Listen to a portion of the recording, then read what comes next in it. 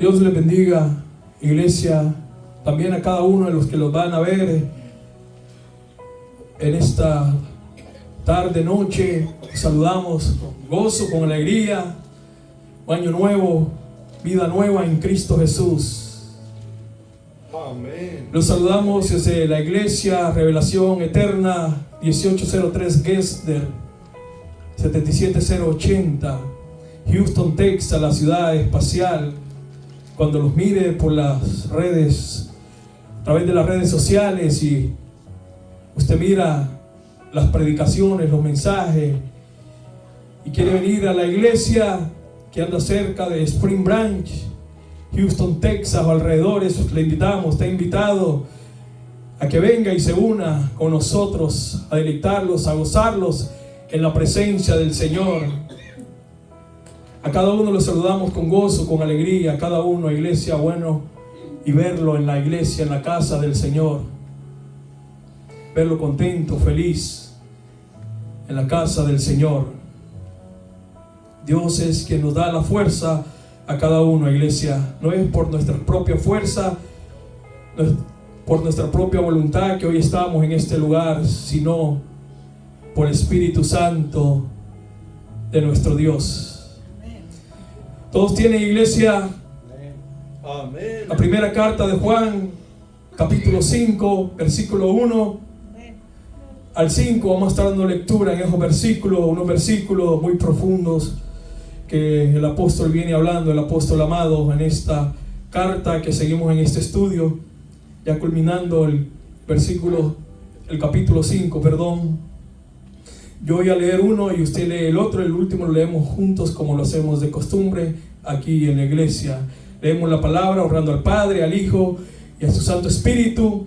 Y a la letra dice: todo aquel que cree que Jesús es el Cristo es nacido de Dios.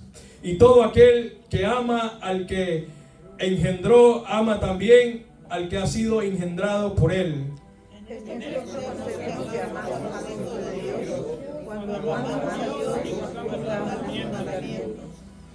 Pues este es el amor a Dios, que guardemos sus mandamientos, y sus mandamientos no son gravosos.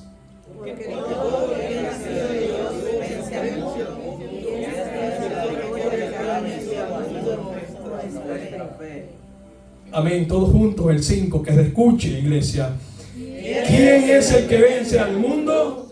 Sino el que cree que Jesús es el Hijo de Dios. Amén. ¿Cómo nosotros vamos a negar?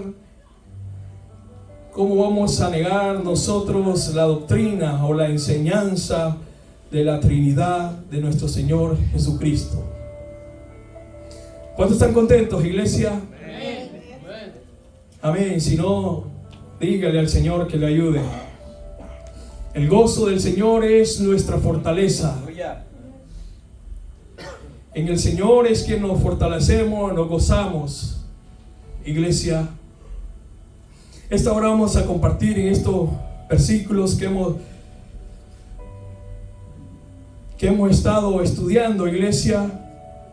Y el apóstol Juan, el apóstol amado, siempre viene haciendo énfasis, hablando del amor de Dios, viene hablando del amor ágape de Dios. Si usted lee en todos los capítulos que hemos venido leyendo, siempre habla del amor de Dios hacia la iglesia, hacia el pueblo. Dios es amor, Dios es luz. Ya no estamos en tinieblas, porque nuestro Señor Jesucristo vino y las tinieblas no prevalecen contra la luz de Cristo. Antes estábamos en tinieblas, ahora estamos en la luz de Cristo. Cristo ha venido al mundo. Cristo vino al mundo, a los suyos vino y los suyos no le recibieron. Pero todos aquellos que le recibieron y creen en su nombre, les ha dado la potestad de ser, ¿qué? Hechos hijos de Dios. y el Espíritu da testimonio a nuestro espíritu que somos hijos de Dios. Romanos 8:16. Amén. Esa es la confianza, la esperanza que nosotros tenemos en la palabra de nuestro Dios. Y aquí viene diciendo, iglesia, en estos pasajes, en estos versículos, Juan viene haciendo referencia, iglesia, aquí hace referencia al que cree y al que es nacido de Dios. Porque vamos a ir viendo al que cree, porque dice, todo aquel que cree que Jesús es el Cristo es nacido de Dios. Pregunta, iglesia, le pregunto, ¿usted cree que nomás solamente es creer que Jesús es el Cristo? ¿Solamente es creer o hay algo más aparte de creer?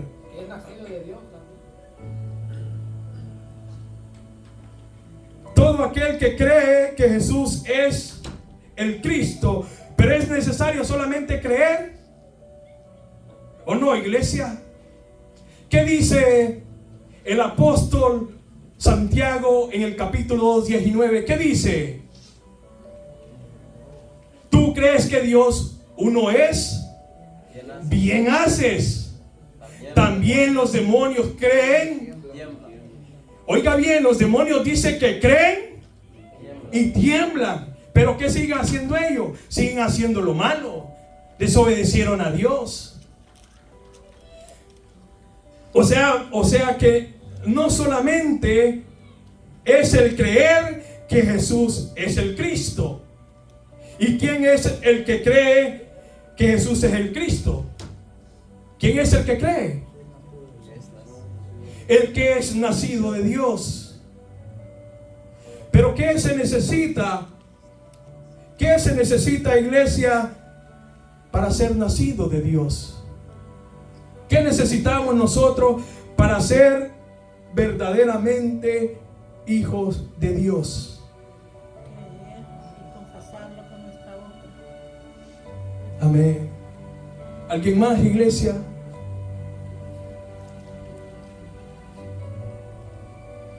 No solamente es creer, iglesia. Ahí es donde le voy a decir, porque dice que los demonios también creen. Si usted le pregunta allá afuera, ¿crees en Cristo?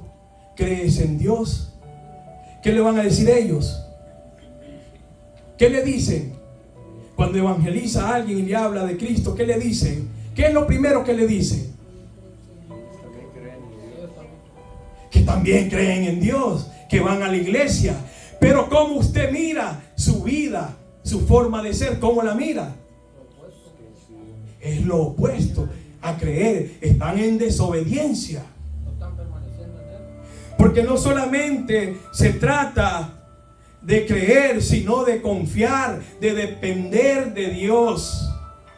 Necesitamos obediencia. Eso es lo que quiere el Señor, porque más adelante lo dice.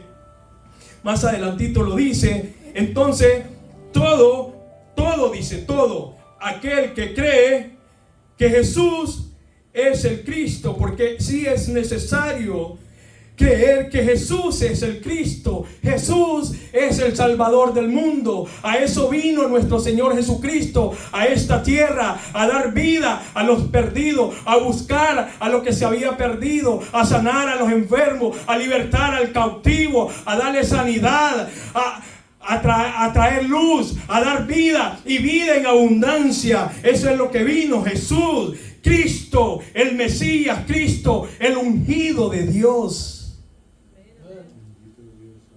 Dice, todo el que cree que Jesús es el Salvador del mundo, el Salvador de la humanidad, el que cree que Jesús es el Cristo. Cristo significa ungido por Dios, el ungido de ungido, el Rey de reyes, el Señor de señores, que no hay otro como Él, que solo en Él hay salvación, en nadie más, solo en Cristo Jesús, Señor nuestro, quien murió por nuestros pecados, porque no hay otro, ni Buda, ni Mahoma. La tumba de ellos está vacía, pero la tumba de nuestro Señor Jesucristo está vacía, porque Él venció a la muerte, venció a las potestades del enemigo y está a la diestra de Dios Padre. Él es nuestro Señor Jesucristo, el ungido. Aleluya, gloria a Dios. El que cree es nacido de Dios. Usted es nacido de Dios, iglesia. Aleluya. Usted es nacido de Dios. Usted ha nacido de nuevo. Iglesia, al Hijo de Dios lo caracterizan, hay muchas características en el Hijo de Dios.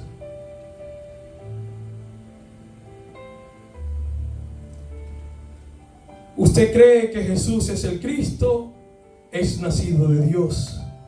Pero como le dije, no solamente es creer, sino obedecer, poner nuestra confianza en Cristo, depender de Cristo, depender de Él, obedecerle a Él, obedecer sus mandamientos, su palabra, hacer lo que Él nos dice a través de su palabra, o sea, ser obediente, ponerse a disposición de nuestro Señor Jesucristo, decirle: aquí estoy delante de tu presencia, ¿qué quieres que yo haga, Señor? Y Él le va a decir, tal vez no se lo diga a Él en una voz audible, pero va a poner al pastor que le diga a través de su palabra, confirmación.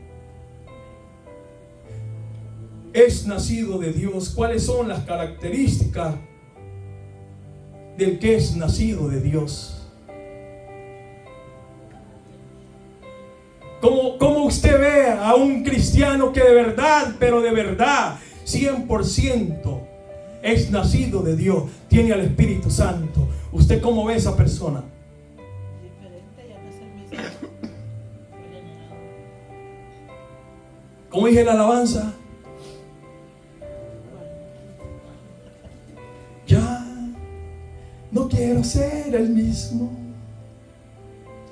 Ya no queremos ser el mismo, queremos ser diferentes. Como hijos de Dios anhelamos ese cambio día a día en nuestras vidas.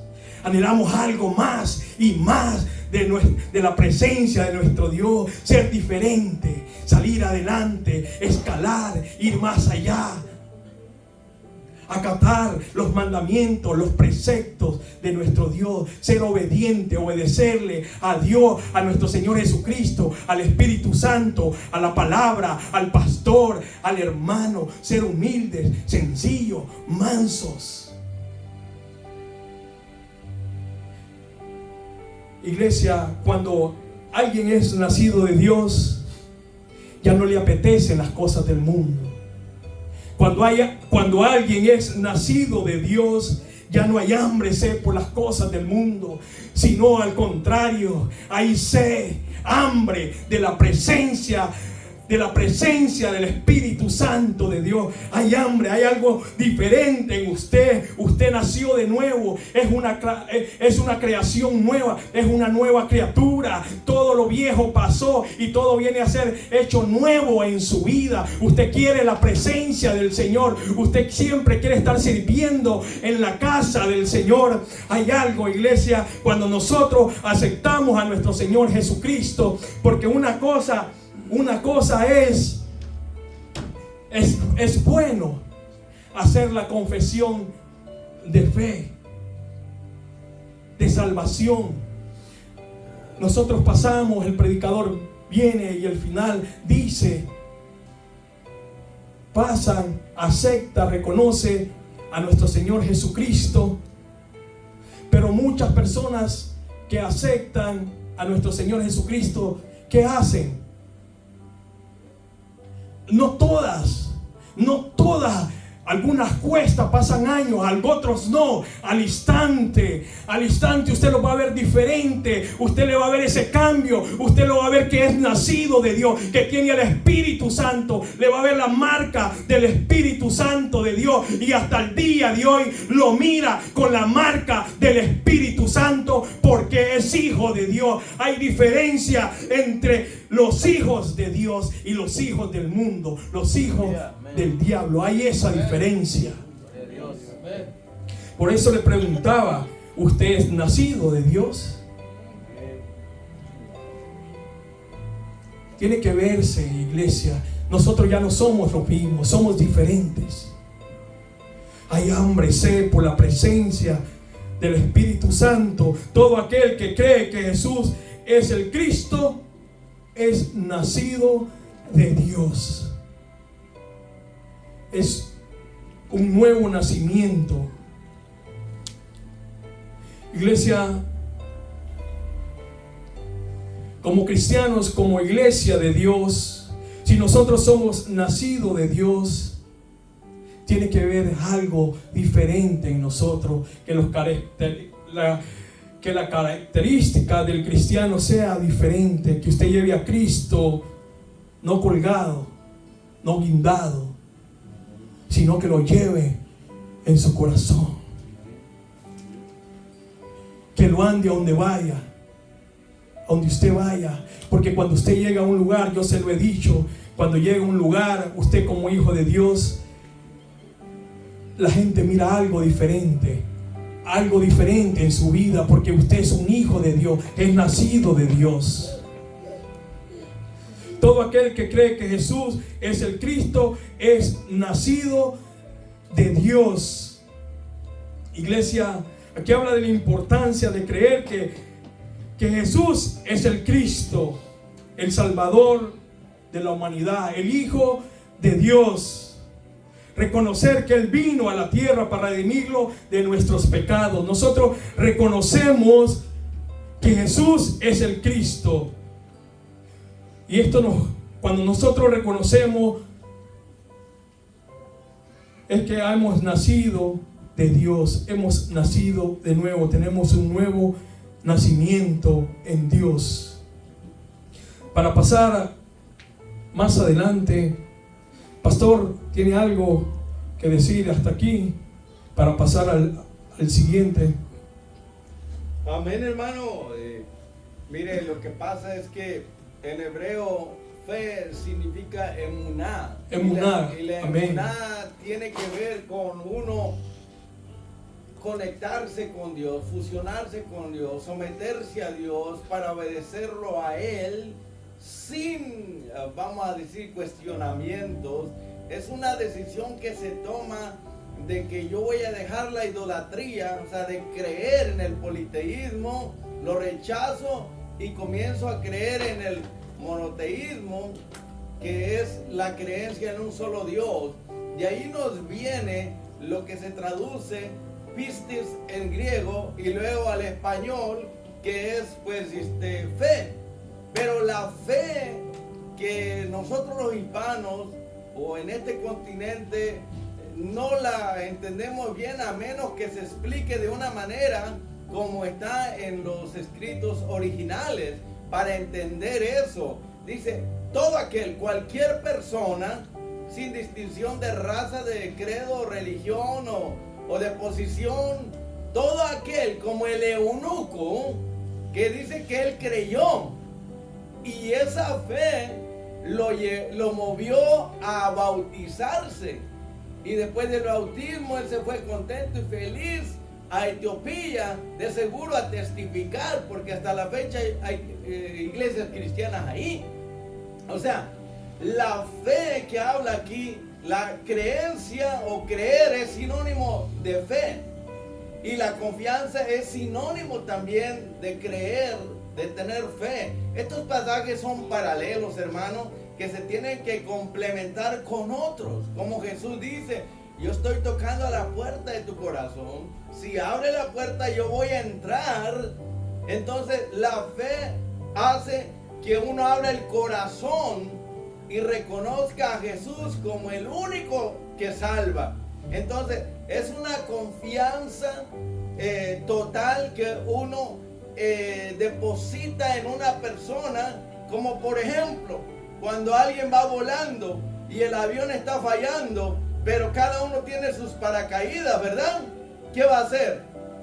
Pues va a confiar en el paracaídas, que el paracaídas le va a salvar. Entonces, la fe, la confianza, la seguridad en Cristo de que solamente Él puede perdonar pecados, Él solamente puede salvar, es el único, y el único que puede dar vida eterna. Entonces es una fe que obra por el amor, una fe que tiene acción, una creencia que tiene resultados. Es ejercitar la confianza en una persona que se llama Jesús, el único Salvador, pero es para fusionarte con Él, para unirte con Él, para depender de Él, para obedecerle a Él, para vivir para Él. Como hoy en día miramos que en campañas y en muchas iglesias pasa un montón de gente al altar y dice que aceptan a Cristo. Pero la realidad es que si ellos aceptaron a Cristo, pero la pregunta es, ¿Cristo los aceptó a ellos también? Pues la diferencia va a estar en el fruto. Cualquiera puede decir, yo acepté a Cristo, yo creo en Cristo, pero es una fe mental, no es del corazón. Es una fe nada más en palabras, es una confesión nada más, porque Dios no hizo nada en ellos, porque siguen siendo los mismos. Entonces se trata de una fe que te conecta, que te une, que te fusiona, que te lleva a entregarte de lleno al Señor Jesús para obedecerlo, para hacer su voluntad, para vivir para Él. Como dijo Pablo, mire, si vivimos, para el Señor vivimos. Amén. Ahí está hablando pues de este tipo de fe. Y si muero, para el Señor muero. Toda persona que ejercita fe en el Hijo de Dios, que lo reconoce como el único Salvador, hay que entender que estos pasajes son paralelos. La persona tiene que arrepentirse y tiene que depositar su fe en Jesús como el único que murió por nuestros pecados, resucitó para salvarnos de la culpa del pecado. O sea, como le digo, son pasajes paralelos que se complementan con otros pasajes para poderlos entender. No es solamente decir, y sí, yo creo en Dios, pero yo sigo haciendo lo mismo. Creo en Jesús, creo que Él es el Mesías, que Él es el Salvador, que Él es el ungido, pero la persona, ¿verdad?, sigue haciendo lo mismo, ¿verdad? Entonces, se habla de una fe, una creencia que te conecta, que te une, que te fusiona, que te lleva a someterse al señorío de Jesús, a obedecerlo, a hacer su voluntad, para que se pueda ver el cambio, la transformación, como dijo Pablo, otro pasaje que es paralelo, de manera que si alguno está en Cristo, nueva criatura es. O sea, la fe que te lleva a entregarte a Jesús, Jesús cambia y transforma y te hace una nueva criatura. Pero aquí dice algo bien importante, que si una persona le entrega su vida a Cristo de corazón, ¿qué va a hacer Dios? Lo va a engendrar como su hijo. ¿Y qué es engendrar? Engendrar es dar vida. Dar vida. Quiere decir que la persona que le entrega a Cristo su vida o a Jesús de corazón, Dios lo resucita, Dios le da vida, Dios lo transforma, lo cambia y pone su espíritu dentro de la persona, pone la naturaleza de Dios en ella. Son pasajes paralelos. Para poderlos entender es necesario tomar otras escrituras que vayan a complementar lo que dice aquí, ¿verdad? Todo aquel, cualquier persona, sin importar de qué raza o sexo, posición o de qué país sea, no importa, si él o ella ejercita fe, confianza y entrega todo su ser al Señor y se somete a su señorío y comienza a obedecerlo, entonces Dios va a engendrarlo, va a darle vida, lo va a cambiar y transformar, va a poner su espíritu sobre ella, sobre él, y va a poner su naturaleza, y el espíritu es el que va a ayudarle para vivir una vida radiante, una vida diferente a los demás, para que haya una diferencia entre los hijos de Dios y los hijos del diablo. El que ha nacido de nuevo y el que no ha nacido de nuevo. Es el Espíritu en nosotros el que va a hacer que nosotros demos evidencia, que nosotros, ¿verdad?, comprobemos al mundo que tenemos el testimonio de Dios, que tenemos una vida nueva, que hemos sido engendrados por Dios, que somos hijos de Dios, y se va a reflejar en la vida en público. Todos se van a dar cuenta que tenemos una mente nueva, un corazón nuevo, una naturaleza nueva, una vida nueva, hermano. Y lo que me llama la atención aquí es que dice claramente que si uno deposita una fe, por así decirlo, una confianza total, una entrega a Jesucristo, Dios va a venir a engendrar vida en esa persona y lo va a hacer su hijo heredero de todo. O sea, amén, es muy importante todo eso, hermano. Cualquiera puede decir: yo soy hijo de Dios, yo soy cristiano, yo acepté a Jesús, pero aquí la fe viva, eficaz, que tiene fruto, la fe que produce cambios, resultados, la fe que obedece como la fe de Abraham, la fe que se somete, que hace la voluntad de Dios. Ese tipo de fe, de confianza, de creencia es la que salva, porque la fe siempre está conectada con la obediencia. La fe viva, auténtica, real y verdadera. Pero hay una fe falsa, ¿ok? Hay una creencia falsa. Entonces, hasta aquí, cuando uno ejercita fe en el Hijo de Dios, el Espíritu Santo, ¿verdad?, va a venir y va a hacer la obra de regeneración. Y Dios lo va a declarar: este es mi Hijo y está sellado como propiedad mía. Y todo el mundo se va a dar cuenta, hermano, porque cuando yo le entregué mi vida a Cristo, creí en Él, le entregué todo mi ser, mire, de la noche a la mañana hubo un cambio, una transformación. Yo dejé la droga, dejé de tomar, de fumar, de decir malas palabras, disparate. Fue un cambio, una transformación directa, porque fue una fe real, genuina, una entrega total. Lo mío fue en serio, y cuando uno lo hace en serio, Dios lo toma en serio. Esto amén, no es solamente de boca y decir: sí, yo acepto a Cristo, y sigue siendo el mismo. No, esa es una fe muerta, una fe falsa, una fe que no tiene obra, una fe que no tiene fruto, que no tiene resultados, hermano. Entonces, la verdadera fe, la creencia verdadera, es la que produce obediencia, sometimiento a Dios, es la que hace, la que obra la voluntad de Dios. Amén. La fe viene por el oír, y por el oír la palabra de Dios. Es pues la fe, la certeza de lo que se espera y la convicción de lo que no se ve. Y es necesario que todo aquel que a Él se acerca, ¿qué tiene que hacer? Amén, por fe. Ahí está, esa es la fe. Más adelante en el 4 dice que esa es la fe que vence al mundo. Amén. Seguimos adelante y dice: y todo aquel que ama al que engendró, ama también al que ha sido engendrado. Aquí habla de nuestro Señor, habla de Dios Padre, porque Él es quien Él da vida. Dice: y todo aquel que ama al que engendró, o sea, el Padre ama también al que ha sido engendrado por Él, o sea, a nuestro Señor Jesucristo. Dios es nuestro Padre, Jesús es su Hijo, el Espíritu Santo de Dios es el vínculo entre ellos. Entonces, amar al que engendró se refiere a amar a Dios, amar al que engendró, que es nuestro Señor Jesucristo. Así lo entiendo yo, no sé usted. Y todo aquel que ama al que engendró, ama también al que ha sido engendrado por Él. Dice: no se turbe vuestro corazón, crees en Dios, cree en mí también.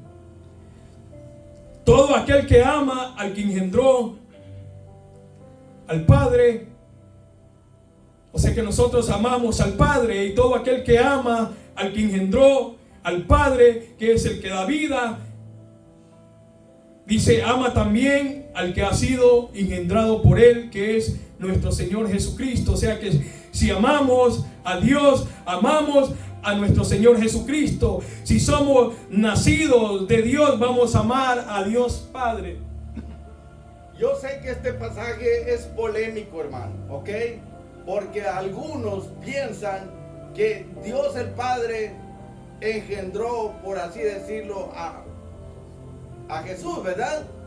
Pero sabemos bien que eso es inconcebible. Aquí está hablando de cristianos en general. En general. Es Dios el Padre el que nos ha engendrado a todos como cristianos, Porque como iglesia, Cristo porque Cristo no puede ser engendrado, sí, hermano, porque Él es Dios, ¿ok? Él es Dios. Él no es una criatura. Por eso le digo que este pasaje, hermana Consuelo, es polémico, porque algunos piensan que al que Dios engendró, o sea, Dios el Padre engendró a Jesús, pero eso es inconcebible, porque no es así. ¿Quién engendra? Es el Padre, Es pero el nos Padre. engendró a nosotros en Cristo Jesús, porque engendrar es dar vida, y Dios el Padre no le puede dar vida a Jesús, porque Jesús dijo, yo soy la vida, ¿verdad que sí, hermano? ¿Cómo se llama pues ustedes? Se me olvida su nombre. Elín, ¿entiende? Por eso le digo que Sí. este pasaje es polémico. Sí, Algunos corrección. piensan que el engendrado es Jesucristo, pero eso No. es inconcebible, no puede ser así, hermano, pero así lo interpretan porque es polémico, pero el contexto nos dice claramente que es Dios el Padre el que nos ha engendrado a todos nosotros sus hijos, pero Jesucristo no fue engendrado, Él es Dios. Él es Dios. Y engendrar es dar vida. El Padre no le puede dar vida a Jesús porque Jesús es la vida, es la fuente, o porque es Dios. Entonces está claro que se está hablando de los cristianos, que Amén, de la Dios familia. engendró en Cristo Jesús. Amén. Gracias. Amén, sí, lo tenía, porque es bien contradictorio y se me pasó, gracias pastor, porque estuve analizándolo y pensándolo y meditándolo y pensé lo mismo y no sé qué me pasó, pero sabemos que Cristo Estamos aprendiendo. es el ungido. Cristo es Dios. Nosotros sabemos que Cristo es Dios. Otros lo tienen que Jesucristo no es Dios, que Cristo no es el ungido, que Jesús no es el Cristo, pero nosotros creemos que Jesucristo es Jesús es el Cristo, el ungido, el Hijo de Dios. Gracias, pastor. Seguimos adelante y dice, y en esto conocemos que amamos a los hijos, o sea, a la familia. En esto conocemos que amamos a los hijos de Dios, cuando amamos a Dios y guardamos sus mandamientos. ¿En qué conocemos nosotros que amamos a los hijos de Dios, a la familia en la fe? Cuando amamos a Dios. Dice, en esto conocemos que amamos a los hijos de Dios, cuando amamos a Dios y obedecemos sus mandamientos. Guardar es obedecer. Lo primordial manera de que un hijo de Dios ame a sus hermanos en Cristo es amando a Dios, obedecerle a Dios. Esa es la clave, iglesia. Amar a nuestros hermanos, amar en la familia de Cristo. Tengo una pregunta, hermano.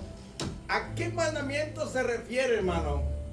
De lo que habla aquí, porque digo, es muy importante porque también esto es polémico. Por ejemplo, los adventistas creen que se trata del decálogo, de los 10 mandamientos, pero la realidad, algunos otros dicen que se trata de los mandamientos que están en el Nuevo Testamento. Entonces la pregunta es, ¿usted qué cree?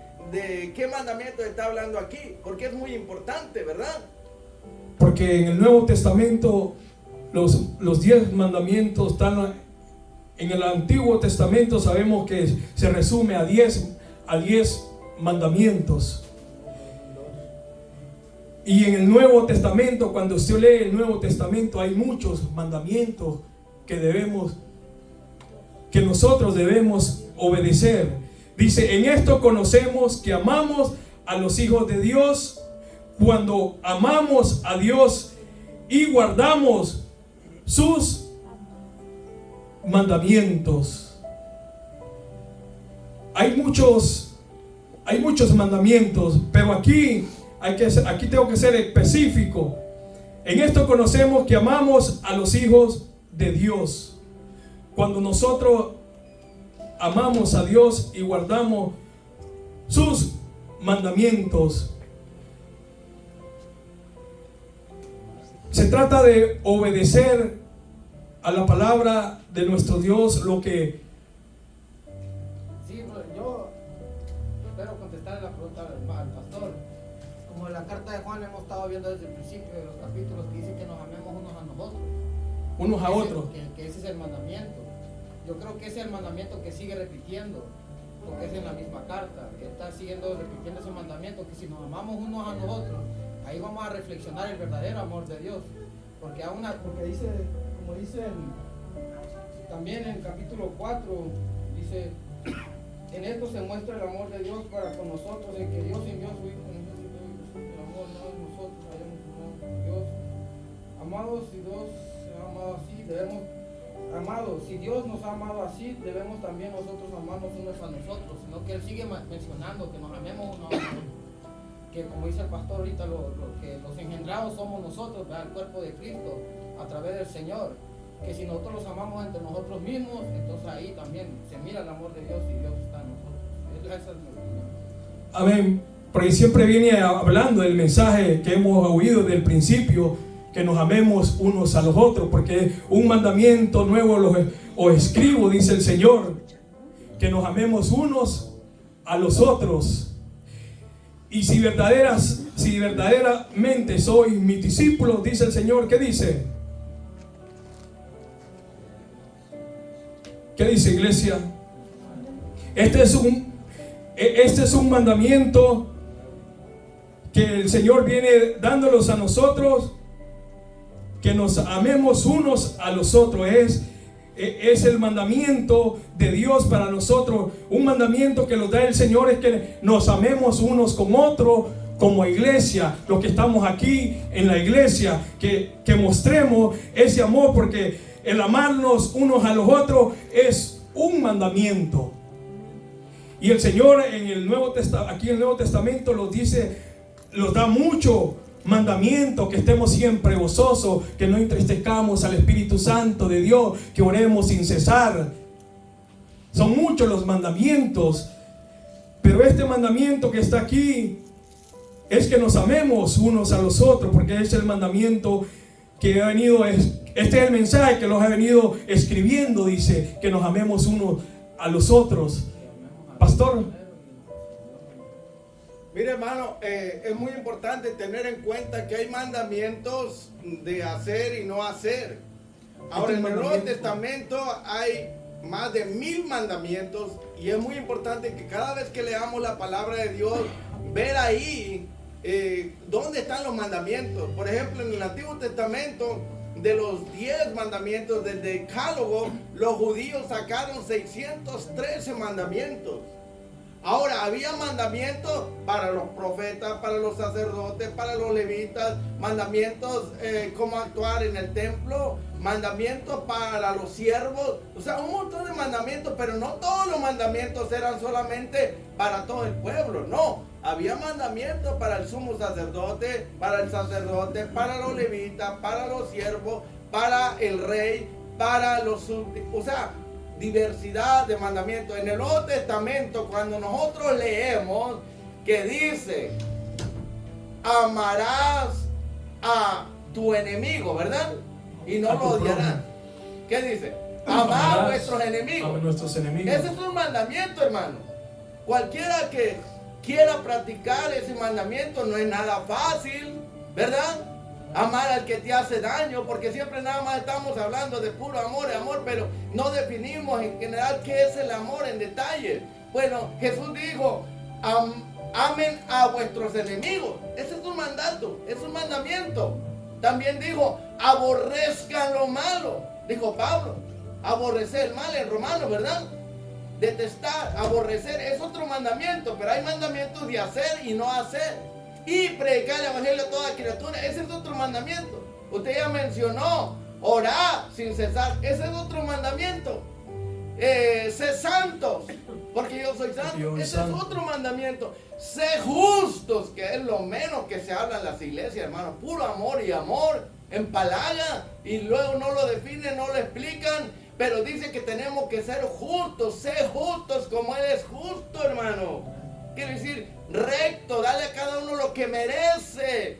Justo, habla de rectitud, de integridad. Sé santo, sé obediente. O sea, hay mandamientos por todos lados. Cuando leemos el Nuevo Testamento hay un montón. No dejen de congregarse, hermano. Es otro mandamiento. ¿Y qué es lo que hace la gente que dice que es buena cristiana? Dice que son buenas entre comillas, ¿verdad? Y no se congregan. Tienen muchos bienes materiales y pueden mirar al mendigo pues. Pueden mirar al necesitado, pero no les tiene la mano, no lo apoyan, no lo ayudan. O sea, es bueno que cada vez que usted lea la Biblia, busque ahí, ¿verdad?, el mandamiento. Aquí Dios me está hablando y me ordena que no haga esto. Dice que no viva en la carne. Dice, no satisfaga los deseos de la carne. ¿Y cuáles son los deseos de la carne? Pues todos los que están en Gálatas 5:17 en adelante. Amén. Ahí están todos. Que no forniques, que no seas inmundo, que no adulteres, que no odies, que no ardes rencor, que no seas envidioso, que no seas iracundo. Mire tantos mandamientos que hay ahí de no hacer. Pero también hay mandamientos de hacer, hermano. Es muy importante. Se habla de que hay que servirnos unos a los otros. Servirlo. Pero Amén. ¿cuánto les gusta? Quieren nada más que les sirvan. Ven la comida, están esperando que lo sirvan como si fuera un restaurante. En lugar de servirle a los demás. Amén. Y no quieren servir a los demás, quieren que les sirvan. O sea, el que sirve dice, servíos unos a otros por amor. Entonces quiere decir el servicio revela y muestra también el amor. Un día yo le voy a hacer una gran lista, hermano, de todos los mandamientos que tenemos en el Nuevo Testamento y la voy a poner por ahí para que usted la vea. De mandamientos, de omisión y de Comisión. ¿okay? De omisión y comisión, exacto. Para que nos demos cuenta cuántos mandamientos tenemos en el Nuevo Testamento y no estar pensando que los mandamientos del Antiguo Testamento que eran bajo la ley. Hay que pensar en los mandamientos bajo la gracia, que hay un puño y un montón. Y para que usted se dé cuenta cuántos cristianos no los obedecen, pero dicen que son cristianos. Entonces se odian unos a otros, tienen rencor, tienen celo, tienen envidia, viven en contiendas, peleando, criticando, chismografiando. Hermano, ¿por qué? Porque desconocen los mandamientos que el Señor ha dado. Todo eso tiene que ver con el amor, porque el amor no hace mal al prójimo. Si yo amo a mis hermanos, les voy a servir, los voy a apoyar, los voy a ayudar. Si yo lo amo, no lo voy a criticar, no lo voy a traicionar, no lo voy a engañar, no lo voy a odiar, no lo voy a aborrecer. Si yo amo a mi hermano, le voy a dar la mano, lo voy a ayudar en lo que yo pueda. Voy a estar al tanto de él, ¿sí o no, hermano? Amén. Entonces cuando no hay esto, la gente viene a las iglesias y anda buscando puro amor, pero se olvidan que la Biblia dice que tenemos que ser justos. El que no ama y no hace justicia no es de Dios. Esto está bueno, hermano, pero un día les voy a hacer esa gran lista para que ustedes y yo nos asombremos de cuántos mandamientos hay ahí para hacer y no hacer. Amén. Sí, hermano, al principio usted hizo la pregunta de aparte de creer en Cristo, ¿qué otras cosas había que hacer? Una, el pastor mencionó que parece que mencionó que por sus frutos los conoceréis. Lo también. va a conocer. Pero ahora en San Juan 15 hay 2 versículos donde el Señor nos dice esto. Mire, en el capítulo 15, versículo 4 dice, permaneced en mí. Ese es un mandamiento. Permaneced en mí, dice, y yo en vosotros. Como el pámpano no puede llevar fruto por sí mismo si no permanece en la vid, así tampoco vosotros si no permanecéis en mí. Ahora en el 5 también dice, yo soy la vid, vosotros los pámpanos. el que permanece en mí y yo en él, oiga, este lleva mucho fruto, porque separados de mí nada podéis hacer. Aquí está mencionando dos de los mandamientos que el pastor estaba mencionando.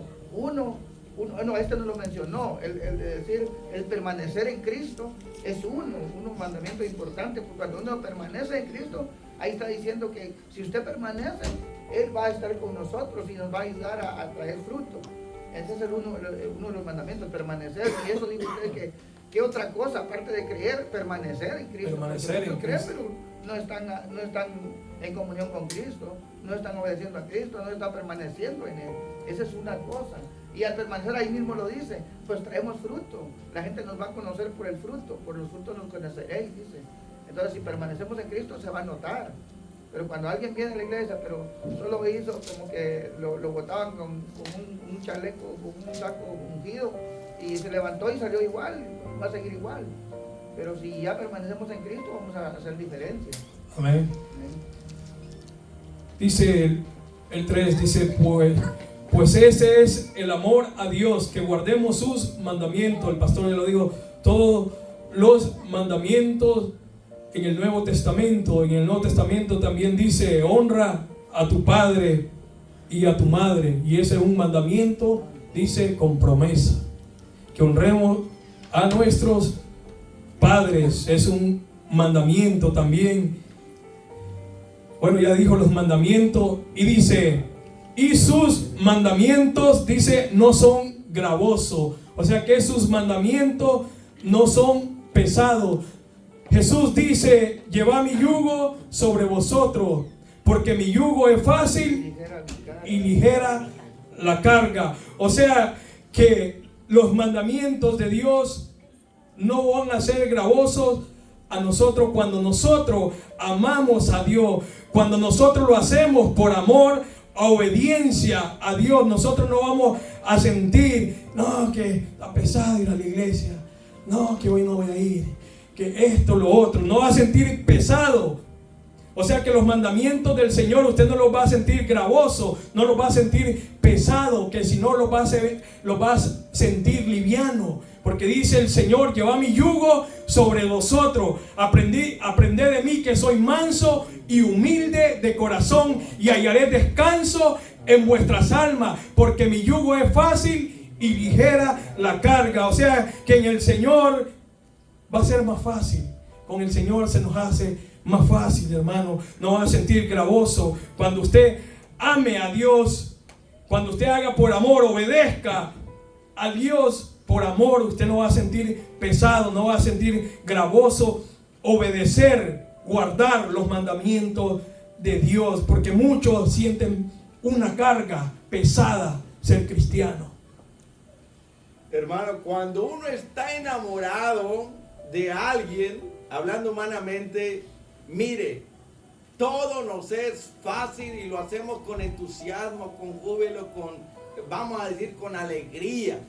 Pero cuando un cristiano pierde el primer amor, todo se le vuelve pesado, desabrido, desagradable, todo le parece una carga, un fastidio, como en el libro de Malaquías, ¿verdad? Cuando se pierde el primer amor, hermano, todo se convierte en un suplicio, en una carga, en algo desagradable, es un fastidio, es difícil. Por eso se nos llama a vivir en el primer amor. Cuando uno está en el primer amor es fácil obedecer a Dios. Es un deleite, es una alegría. Uno lo disfruta sintiendo su presencia. Porque uno está en el primer amor. Por eso Juan primero pone el ingrediente, por así decirlo, el amor. Que amén. Cuando hay amor hay una obediencia instantánea, inmediata. Pero cuando se pierde ese primer amor cuesta. Y eso lo podemos mirar, como dijo el hermano Ociel, que cuando uno permanece en Cristo es un mandato. La pregunta es, ¿cuántos miles han venido a Cristo? Y la pregunta es, y de todos ellos, ¿cuántos permanecen en Él? Muchos se apartaron después de 6 meses, 1 año, 5, 10 años, se apartaron y no han permanecido en el Señor. El mandato es permanecer en Él, pero el amor es la clave. Porque el amor todo lo aguanta, lo soporta, lo cree, lo espera. cuando hay la fuerza del amor. Mire, yo cuando estaba enamorado, bueno, todavía estoy enamorado de mi esposa. ¿Cuándo? No, todavía. Mire, pasábamos, ya se imagina, hermano, todo se me hacía fácil. Toda la noche platicando y así me iba a trabajar y yo sentía que andaba en el aire, me sentía livianito, porque el amor hace maravilla. Cuando uno ama a Dios, está dispuesto a levantarse a cualquier hora a orar, a hablarle de Cristo a cualquier persona, está dispuesto a hacer lo que Dios te ordene. ¿Por qué? Porque el amor es el motor, por así decirlo, lo que te mueve, lo que te da energía, lo que te da vida, hermano. Así que si para una persona le es muy difícil y fastidioso y es una carga y es algo pesado venir a la iglesia, orar o estudiar la palabra o hablar de Cristo o hacer la voluntad de Dios, yo le digo que ha perdido su primer amor, si es que es cristiano, ¿verdad? Y Dios lo llama, tengo contra ti que has dejado tu primer amor. Porque la iglesia primitiva, cuando estaba en el primer amor, ¿cómo revolucionó el mundo? Y en solo 100 años predicaron el evangelio a todo el mundo civilizado en aquel entonces, hermano. ¿Me entiende? Entonces quiere decir que la falta o pérdida de amor nos lleva a la frialdad, a la tibieza y a la indiferencia. Y todo se nos vuelve una carga, lo pesado, fastidioso, desagradable, insípido y... Bueno, ¿qué más podemos decir? Hasta ahí lo dejamos, hermano. Entonces la clave está en mantenernos como el hermano Elín, en el primer amor. Que sigan ahí, hermano. Que no pierdan ese primer amor. No dejen que el diablo se lo robe. Porque cuando está usted en el primer amor, usted es puntual, usted llega a tiempo, está en el culto, está en el servicio, usted está dispuesto a hacer cualquier cosa que Dios le pida. Pero ya cuando pierde el primer amor, hermano, todo se viene abajo. Ya no miramos a aquel hermano, se apagó, ya no aparece en la iglesia, ya no busca a Dios, perdió el primer amor, se vació el tanque, tiene que ir a la estación celestial para llenar su tanque, que es la conexión, que es permanecer, hay que estar conectado con Dios, hermano, porque Dios es amor y de Él viene el amor. Si se te perdió el amor o el diablo te lo robó, pues vamos a ir a que Él nos dé más. Amén, ahí está la clave, iglesia. No pierda su primer amor para que no sienta pesado venir a la iglesia. Usted sienta amor, deleite por hacer las cosas espirituales, porque cuando la mujer o el hombre viceversa está enamorado, al hombre no le importa ir 2 horas, 3 horas manejando y verla, y ahí venir contento, feliz todos los días, pero que no le toque ir a dejar a un hermano a 2, 3 horas todos los días. A 15 minutos a 1 hora. Pero el que está soltero, el hermano, y conoció a la sierva y le toca ir a 2 horas, 3 horas, no hombre, a salir de trabajar a las 6, 7 de la noche, no hombre, va a sentir aquella felicidad hasta cantando, va en el carro gozoso.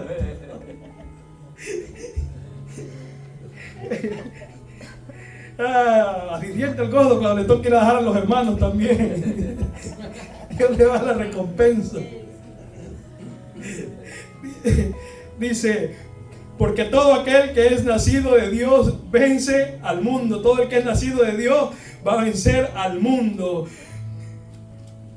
Y dice, y esta es la victoria que ha vencido al mundo, nuestra fe. Es lo que el pastor empezó hablando y ahí ese lo tenía, pero el pastor ya se lo explicó cuál es nuestra fe, la que vence al mundo. La fe, la confianza, la verdad en Dios más allá de lo que nosotros vemos. Una fe genuina, una fe verdadera. Esa va a ser la fe que va a vencer al mundo, que nosotros no vamos a ser vencidos por lo malo, por las circunstancias, las situaciones, porque nuestra fe es la confianza, la certeza en nuestro Señor Jesucristo. Aunque nosotros miremos las cosas, nosotros miramos ahorita cómo está la situación para muchos de nosotros, tal vez en lo económico, en las enfermedades y todo. Nuestra confianza, la fe de nosotros es que va a cambiar las cosas. Amén.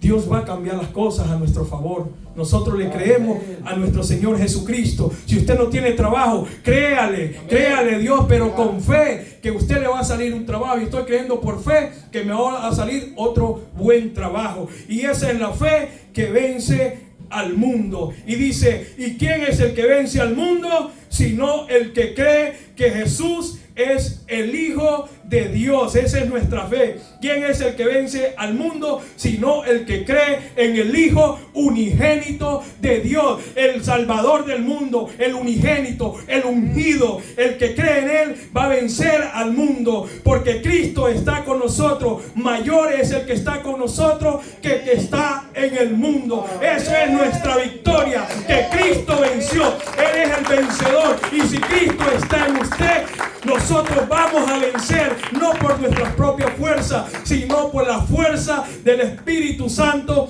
que nos ayuda a vencer cada día. Iglesia, cuánta adversidad no hay, cuánta enfermedad, situaciones, dificultades, que debe esto, debe lo otro, que a veces no tiene ni para la comida. Usted se cae en silencio y usted está enfermo, pero usted sigue clamando a Dios que lo cambie, que lo transforme, que le dé trabajo, que le dé salud. Y usted que sale victorioso. Y esa es nuestra victoria. En Cristo Jesús somos más que victoriosos. Amén, aleluya. Y para terminar, iglesia, hay una recompensa cuando Cristo venga, iglesia, y dice: al que venciere le daré que se siente conmigo en mi trono, así como yo he vencido y me he sentado con mi Padre en su trono. ¿Qué dice? Al que venciere le daré que se siente conmigo en mi trono. Eso es la recompensa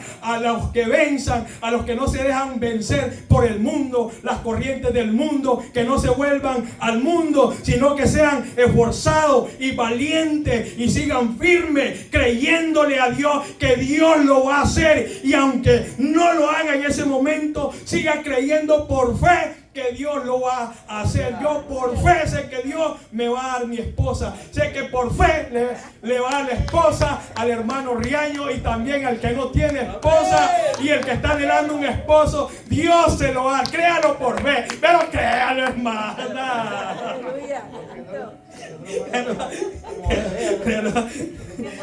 Hermana, no pierda la fe, hermanos. Esa es nuestra fe, hermanos. La fe, la confianza que dependemos de nuestro Señor Jesucristo. Iglesia, váyase poniendo sobre sus pies y medite cada uno, iglesia. Medite la palabra en estos versículos, iglesia, y dígale que usted es un hijo de Dios, que usted ha vencido al mundo, usted ha vencido los deseos pecaminosos del mundo. Usted ya no se deleita en las cosas del mundo. Usted ya no hace lo que antes hacía, porque usted ha vencido. Usted es un hijo de Dios, y Dios tiene recompensa para los que venzan. Esa es nuestra victoria. La obtenemos no por nuestra propia fuerza, sino por la gracia de Dios, por la gracia de nuestro Señor Jesucristo en nosotros. Dios le bendiga, Dios le guarde a cada uno de los que lo van a ver, a escuchar en esta tarde. Los saludamos desde Iglesia Revelación Eterna.